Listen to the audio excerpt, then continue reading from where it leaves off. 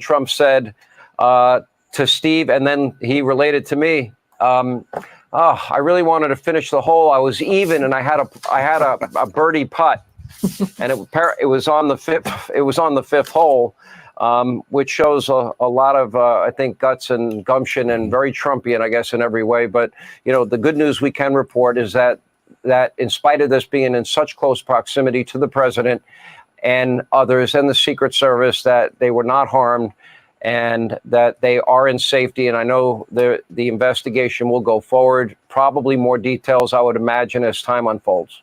Sean, for those who don't know that area, the Trump International Golf Course, West Palm Beach, across the causeway from Mar-a-Lago. I mean, it's in a residential neighborhood. You've got, Burger Kings and convenience stores all around. Any word do we know from police? Was this gang-related, a gang-related shooting, two gunmen shooting at each other's? And you've got to hand it to the Secret Service to have it drawn up and to be able to identify this, so quickly. Right.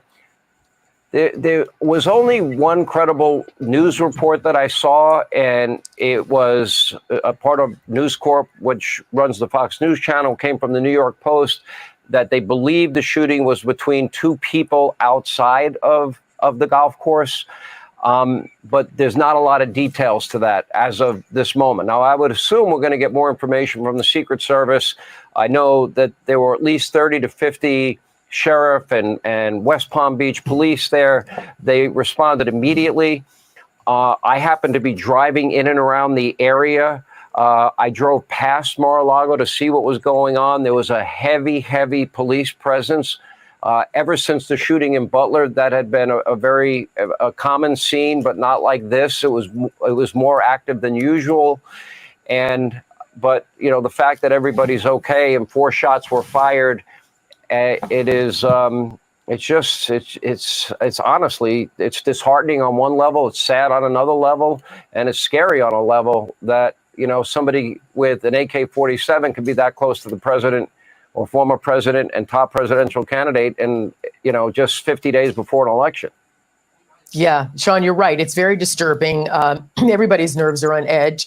And as you just told us, the president former president, his true fashion, that he has, kind of sucked it up and just said, look, I'm okay. My people are okay. And I wish I had finished my golf round there. But it is a very tense time. And we don't know exactly right now if, in fact, this was something that was directed at the president or this was something happening separate from him, but it definitely was too close for comfort, given what happened on July 13th in Butler, Pennsylvania. Yeah, I think, Arthel, you're raising a really good question, and we'll find out. And I never like to rush to judgment, and it has served me very well in my career. And I think that's why we got Ferguson, Missouri, right, and Duke lacrosse and UVA and Freddie Gray in Baltimore. And early in my career, when the Atlanta Journal-Constitution said that Richard Jewell fit the profile of the lone bomber because he lived with his mother. I was on the air at the time. I didn't know that Richard Jewell was even listening to my show. I found out later. And I said, just because he lives with his mother does not fit the profile of somebody that would be involved in a bombing. So when situations like this do unfold, I think the important thing to do is wait for the details to come in. The good news that we can tell you, I can add one little piece to the equation, is that the president got home very late last night. He had a rally, I believe it was in Salt Lake. He flew in, maybe got to Palm Beach around 2:30 in the morning. And when I went to breakfast that was planned with Steve Witkoff and another friend of ours, and when I went to breakfast with them this morning, we went to our favorite diner, and it's called City Diner, by the way. We went there, and the president had written him when he got back, any chance you want to play golf tomorrow? Because he had a scheduled lunch with the president. I was not a part of that. So long story short is that, as of now, we know everybody's okay, but we've got to understand what the perimeter is, in my view, Arthel, which is what you were saying. In other words, I would say we define a perimeter for any elected official, Republican, Democrat, liberal, conservative, I don't care, that it's got to be within any distance of any long, high-powered rifle. That's got to be considered the perimeter going forward. We saw the Democratic senator this week telling America they're going to be shocked and appalled at what we learn about the Butler shooting. And we'll have an interim report coming out maybe this week or next week. And those words are chilling. That's Senator Blumenthal that made those comments. So long story short, I think there's a lot more that we have to find out. I'd like to hear from the Secret Service. I'd like to hear from law enforcement. I feel like a lot of information in the Butler shooting was very slow in coming forward. If this was an outside event, as the New York Post is reporting, fine. Let's get the details of that as well. The American people have a right to know, and we have to certainly re-examine what the perimeter is for any president, any presidential candidate, any high-ranking official in terms of the distance and the power of a rifle and what it could do. But to hear Steve Witkoff describe, he heard pop, pop, pop, pop, and the Secret Service diving on the president, and he's watching all of this unfold in real time is a pretty chilling scenario. It must have been really frightening and harrowing.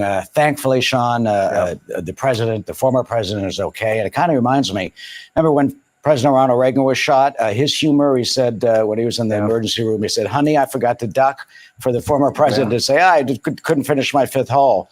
Certainly authorities will find out what happened here, and if this indeed is a street He said crime. that directly to me, Eric. He said, well, and then Steve Witkoff confirmed it.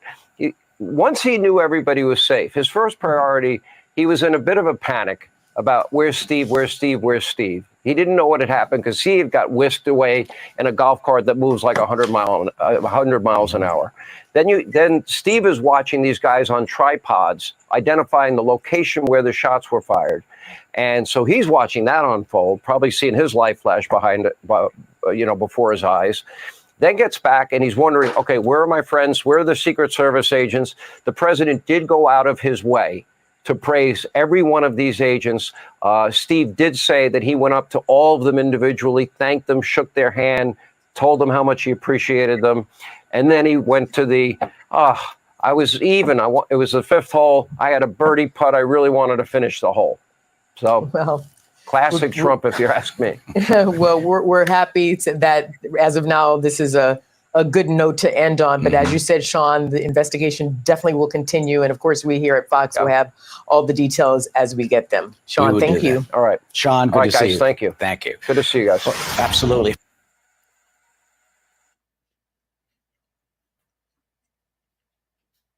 Thank y'all for joining us here at the Brother Ill Show. Go over and visit us right now at www.brotherill.com. That's BROTHEREL.com. Thank you and have a blessed day.